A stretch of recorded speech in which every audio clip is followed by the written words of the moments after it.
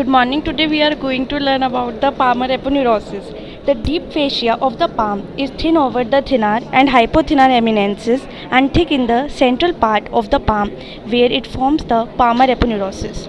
The palmar aponeurosis is a strong, well-defined part of the deep fascia of the palm that covers the long flexor tendons and superficial palmar arch.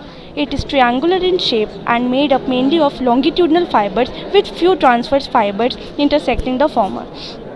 Its apex is directed proximally towards the wrist, while the base is directed distally towards the root of fingers. Features: the palmar aponeurosis presents the following features: apex, base, medial border, lateral border. Apex. It is the narrow proximal end of the palmar aponeurosis which blends with the flexor retinaculum. Its superficial fibers are continuous with the tendon palmaris longus. Base. It is the broad distal end of the palmar aponeurosis. Just proximal to the head of the metacarpals, the base divides into 4 longitudinal slips, one each for medial 4 digits. Each slip further divides into 2 slips that blend with the fibrous flexor sheaths of the corresponding digits. The digital nerve, vessels, tendons of the lumbrical emerge through the intervals between the 4 longitudinal slips. Medial border.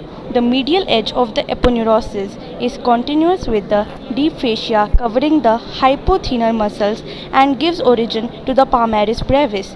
The medial palmar septum extends inward from this edge to the 5th metacarpal.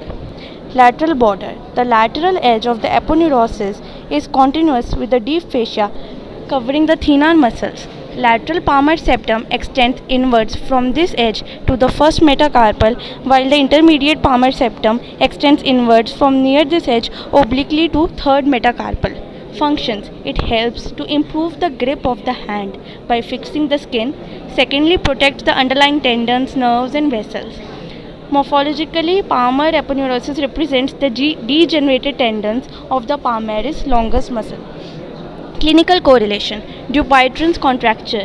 It is a progressive fibrosis, interstitial increase in the fibrous tissue in the medial part of the palmar aponeurosis. Consequently, the medial part of the aponeurosis may undergo progressive thickening to form permanent contracture, resulting in a flexion deformity of the little and ring fingers, where the ring finger is most commonly affected. The proximal and the middle phalanges are acutely flexed, but distal phalanges remain unaffected. A surgical fasciectomy is required if the hand function is grossly impaired. Thank you.